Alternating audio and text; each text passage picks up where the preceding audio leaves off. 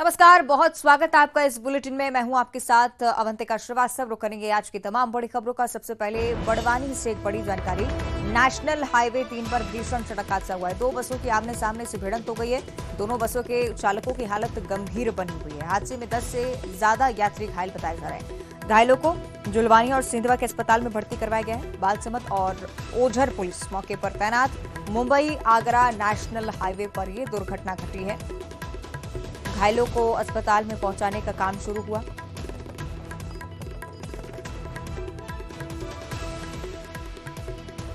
बड़वानी से बड़ी खबर हम आपको बता रहे हैं। नेशनल हाईवे 3 पर भीषण सड़क हादसा। दो बसों की आमने सामने से भिड़ंत हुई है। दोनों बसों के चालकों की हालत सबसे ज्यादा गंभीर बताई गई है। जितने भी यात्री सवार थे उनके लिए ये बड़ी परेशानी। सबसे पहले उन लोगों को अस्पताल पहुंचाना था जो कि गंभीर रूप से घायल हैं। 10 ऐसे यात्री जो कि गंभीर रूप से घायल हुए, फौरन पुलिस ने अस्पताल में भर्ती करवाया है।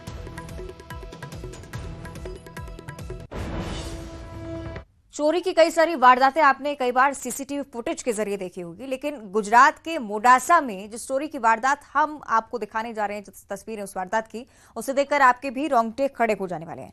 तस्वीरें मोडासा के अवरवल्ली की हैं। एक चोर घर के बाहर खड़े ट्रैक्टर को चोरी करने के लिए यहां पर पहुंचता है। नकली चाबी से ट्रैक्टर को स्टार्ट करता है और वैसे ही ट्रैक्टर आगे बढ़ जाता है। तस्वीरें आप देखिए। चोर कुछ समझ पाता है इससे पहले, ट्रैक्टर के नीचे दब गया। गनीमत रही कि ये व्यक्ति पूरी तरह से सुरक्षित रहा, लेकिन इसके बावजूद ये व्यक्ति आगे बढ़ता है, ट्रैक्टर पर सवार होता है, चोरी करके इस ट्रैक्टर को रफू चक्कर हो जाता है। गुजरात की तस्वीरें हैं। सोशल मीडिया पर भी ये वीडियो खासा वायरल होता हुआ। चोरी के मंसूबे से पहुंचा था, दबा कुचला बाल बाल बचा, लेकिन इसके बावजूद ट्रैक्टर चोरी करके माना। वहां से ट्रैक्टर लेकर ये व्यक्ति फरार हो गया।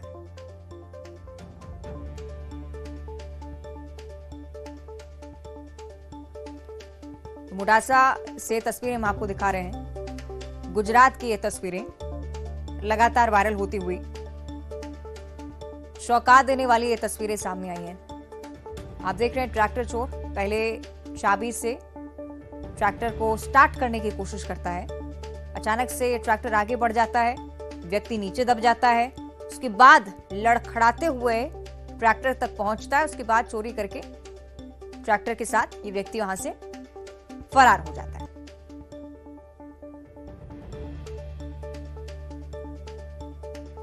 बेहद ही गंभीर ये पूरी घटना। हालांकि तस्वीरें ऐसी भी जो निश्चित ही चौंका देने वाली।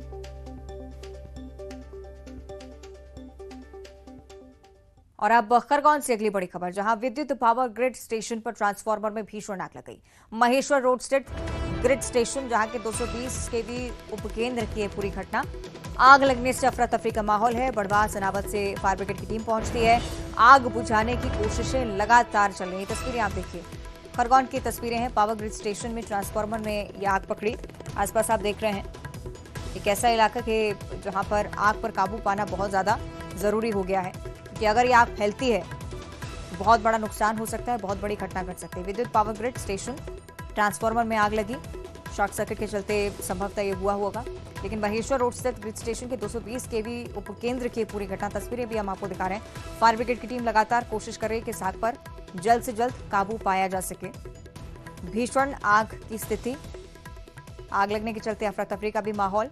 आसपास आप देख रहे हैं सभी जितने भी लोग यहाँ पर मौजूद, स्थानीय लोग भी मदद के लिए आ गए हैं और इस आग पर काबू पाने की कोशिशें लगातार चल रही हैं।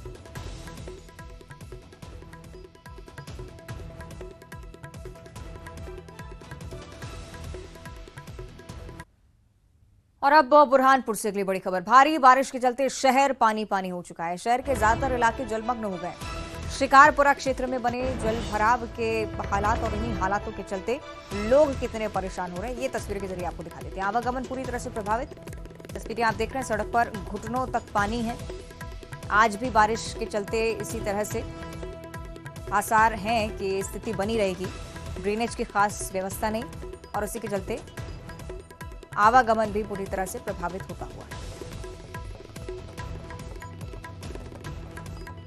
बुरहानपुर की तस्वीरें आप देख रहे हैं। लगातार बारिश का सिलसिला यहां पर जारी है। आने वाले समय में भी बारिश की उम्मीद जाहिर की गई है, लेकिन इस बीच शहर में व्यवस्थाएं ठप होती।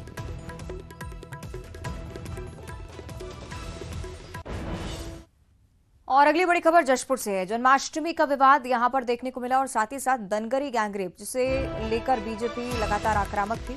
इन दोनों ही घटनाओं को लेकर आरोपियों की गिरफ्तारी की मांग बीजेपी की तरफ से उठाई जा रही है। आज विधायकों के आवास का घेराव भी करने का प्लान है। इसी रणनीति के साथ भारतीय जनता पार्टी के तमाम नेता कार्यकर्ता पहुंचेंगे। विधायक यूडी मिंज और विधायक विनय भगत के आवास का घेराव होगा। सांसद गोमती राय, विष्णुदेव साय, गणेशराम भगत इसमें शामिल होंगे। दोनों मामलों में अब तक आरोपियों की गिरफ्तारी नहीं हो पाई है। इसी से आक्रोश बढ़ रहा है।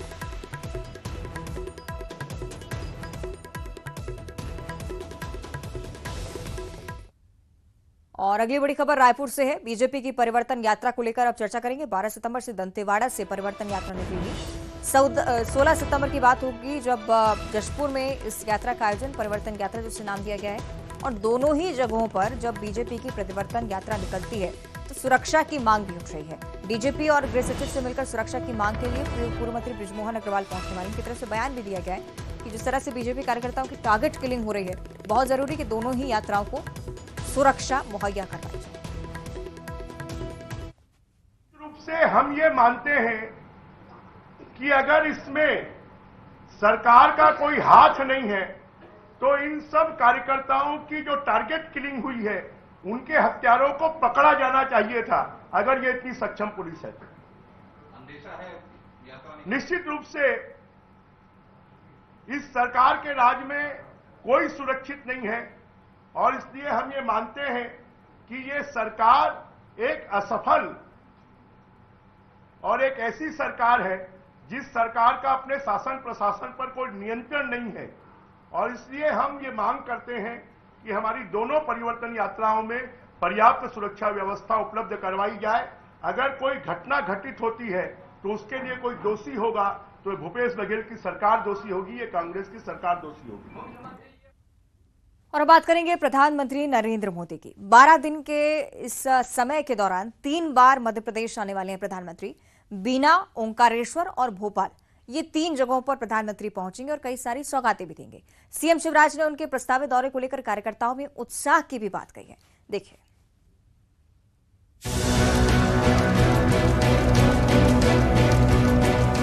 प्रधानमंत्री सितंबर के महीने में 3 बार एमपी के दौरे पर आएंगे और इस दौरान वो एमपी को कई सौगातें भी देंगे। 14 सितंबर को पीएम मोदी बीना आएंगे। पेट्रोकेमिकल उत्पाद कॉम्प्लेक्स का भूमि पूजन करेंगे। इससे 50,000 करोड़ का निवेश आएगा। 3 लाख लोगों को रोजगार भी मिलेगा। 18 सितंबर को पीएम मोदी ओमकारेश्वर जाएंगे। पीएम आदि शंकराचार्य की प्रतिमा का अनावरण करेंगे। शंकराचार्य की 108 फीट ऊंची प्रतिमा का अनावरण किया जाएगा। 25 सितंबर को प्रधानमंत्री भोपाल में कार्यक्रम में शामिल होंगे। कार्यकर्ता महाकुंभ को पीएम मोदी मंत्र देंगे। पीएम के एमपी दौरे को लेकर सीएम शिवराज ने कहा है कि वो जब भी एमपी आते हैं ढेर सारी सौगातें लेकर आते हैं। ये मध्य प्रदेश का सौभाग्य है कि प्रधानमंत्री जी पुनः 14 सितंबर को मध्य प्रदेश पधार रहे हैं। बुंदेलखंड की पवित्र धरती पर बीना वे पधार रहे हैं, जहां बीना रिफाइनरी स्थापित है। पेट्रोकेमिकल उत्पाद का जो एक कॉम्प्लेक्स बन रहा है जिसमें लगभग 50,000 करोड़ का निवेश आएगा, हजारों बच्चों को रोजगार मिलेगा, वो उसका भूमि पूजन करने पधार रहे हैं। लेकिन केवल पेट्रोकेमिकल उत्पाद नहीं, उसके साथ साथ चाहे वो टेक्सटाइल पार्क हो या निवेश की अलग अलग योजनाएं, लगभग 2 लाख करोड़ रुपए के निवेश के कामों का भूमि पूजन प्रधानमंत्री जी करेंगे। 3 लाख लोगों को रोजगार जिनमें मिलेगा। मध्य प्रदेश में विधानसभा चुनाव होने वाले हैं। ऐसे में पीएम मोदी के प्रस्तावित दौरे को चुनाव से भी जोड़कर देखा जा रहा है। माना यह भी जा रहा है कि उनके आने से न केवल कार्यकर्ताओं का उत्साह बढ़ेगा बल्कि बीजेपी के वोट भी बढ़ेंगे। और इस चुनावी साल में ग्वालियर चंबल अंचल पर बीजेपी लगातार फोकस करती हुई इस अंचल में जीत के लिए बीजेपी कोई कसर नहीं छोड़ना चाहती है। यही वजह है कि अब ग्वालियर में BJP Gwalior Sheopur broad gauge railway line को एक बड़ा मुद्दा बनाकर जनता को अपनी तरफ खींचने की कोशिश भी कर रही है। चुनाव से पहले ग्वालियर से सुमावली तक ट्रेन चलाने की तैयारी है और इसी के जरिए ग्वालियर, मुरैना और श्योपुर जिले की विधानसभा सीटों पर बीजेपी का फोकस बढ़ता हुआ, उम्मीदें बढ़ती हुई।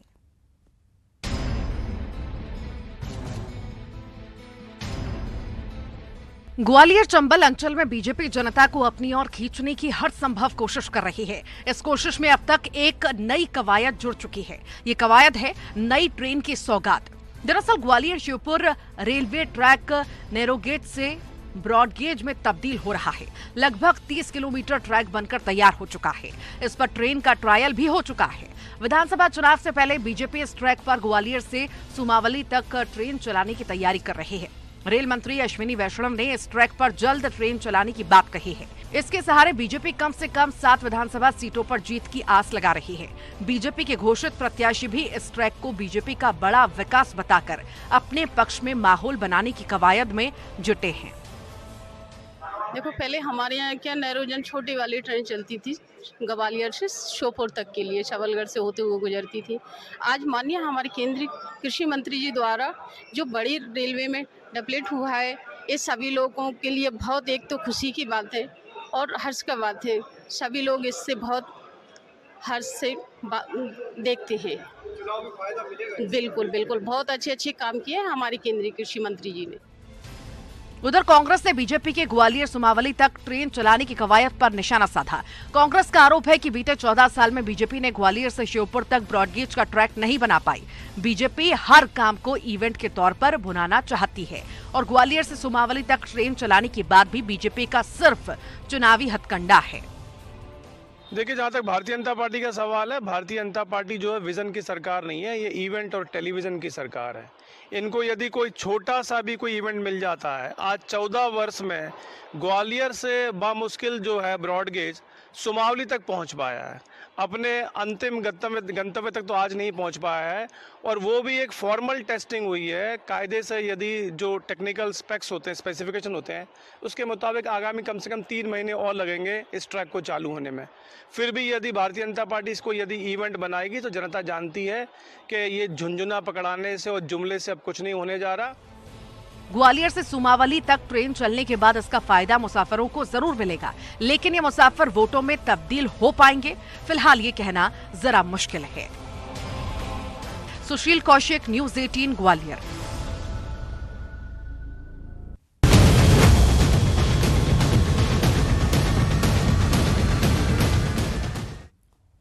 और दिल्ली में निरंतर चल रही G20 समिट की बैठक को लेकर भी आपको हम लगातार चर्चाएं दे रहे हैं, जानकारियां दे रहे हैं। इसी बीच दिल्ली में जो G20 शिखर सम्मेलन चल रहा है, इसको लेकर एक और बड़ी जानकारी कि अफ्रीकन यूनियन को स्थायी सदस्य के तौर पर अब इस समिट के सदस्यों ने शामिल कर लिया है।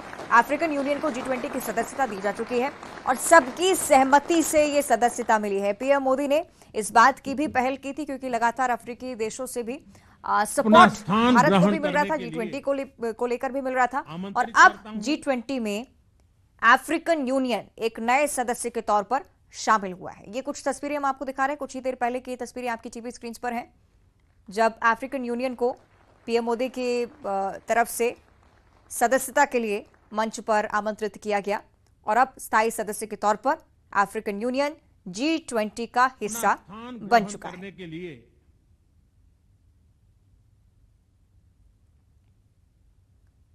तो ये तस्वीरें हम आपको दिखा रहे हैं। प्रधानमंत्री नरेंद्र मोदी से भी ये आशा थी अफ्रीकन कंट्रीज को कि G20 शिखर सम्मेलन के दौरान सदस्यता को लेकर उनकी तरफ से पहल होगी और उन्हीं की तरफ से पहले भी बैठकों में इस बात का जिक्र हुआ और अब अफ्रीकन यूनियन को ग्रहण करने के लिए आमंत्रित G20 का हिस्सा आधिकारिक तौर पर बनाया गया है।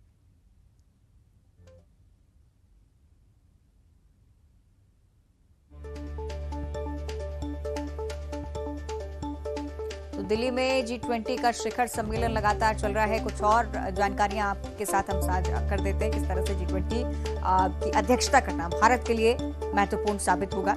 85% जीडीपी पर जो G20 की नजरें हैं उसे लेकर भी मंथन। 75% ग्लोबल ट्रेड में G20 की मिली भगत और साथ ही साथ दुनिया की इकोनॉमी पर G20 देशों का एक बड़ा असर होना भी पाया जा रहा है। दुनिया की 2/3 आबादी यानी कि 2/3 आबादी पर लगातार इस दल का फोकस आने वाले समय में समन्वय के साथ किस तरह से काम करना है, इससे लेकर बातचीत होनी है।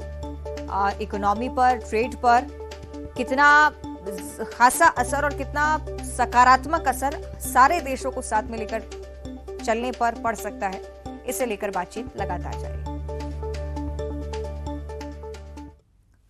और उत्तरी अफ्रीका के मोरक्को शहर में 6.8 तीव्रता के भूकंप से भारी तबाही का माहौल।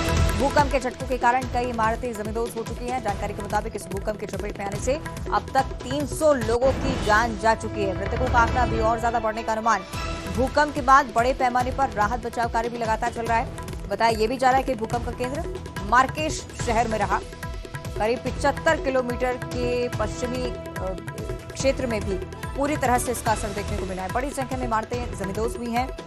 कई इमारतों की पूरी तरह से क्षतिग्रस्त होने की भी खबरें हैं और बड़ी बात ये लोगों के मलबे में दबे होने की आशंका अभी भी बनी हुई है। मोरक्को में 6.8 तीव्रता का भूकंप और इस भूकंप के चलते तबाही का मंजर। और प्रधानमंत्री नरेंद्र मोदी ने ट्वीट भी किया है इस पूरी घटना को लेकर, दुख जाहिर किया है। भारत पूरी तरह से मदद के लिए तैयार है, ये बात भी उनकी तरफ से लिखी गई। तस्वीरें हम आपको दिखा रहे हैं सोशल मीडिया प्लेटफॉर्म एक्स पर लिखे हुए प्रधानमंत्री की तरफ से लिख की, जिसमें उन्होंने कहा कि जनहानि पर दुख है हमें भी। भूकंप के कारण जानमाल की हानि से अत्यंत दुख महसूस होता है। इस दुखद घड़ी में संवेदनाएं भारत की मोरक्को के साथ हैं। उन लोगों के प्रति संवेदनाएं जिन्होंने अपने प्रियजनों को खोया है। घायल जल्द से जल्द ठीक हो, भारत यही कामना करता है और कठिन समय में मोरक्को को हर संभव सहायता देने का भरोसा भी प्रधानमंत्री ने दिया है।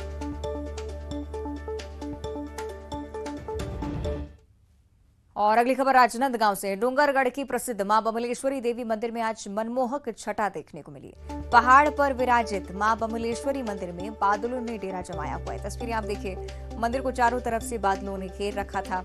इस अद्भुत छटा को देखने के लिए बहुत बड़ी संख्या में लोग भी पहुंचे और ऐसा लग रहा था जैसे बादलों का दल मां बमलेश्वरी के दरबार में हाजिरी लगाने पहुंचा हो। मंदिर में सुबह का यह अद्भुत दृश्य श्रद्धालुओं के साथ साथ यहाँ के लोगों को भी आकर्षित कर रहा है। लोगों का मन भी मोह रहा है। बारिश के बाद मौसम साफ होने पर मां बमलेश्वरी मंदिर में ऐसा ही नजारा हर बार नजर आता है और इसी नजारे को देखने के लिए लोग बहुत बड़ी संख्या में यहाँ पर पहुंचते भी हैं।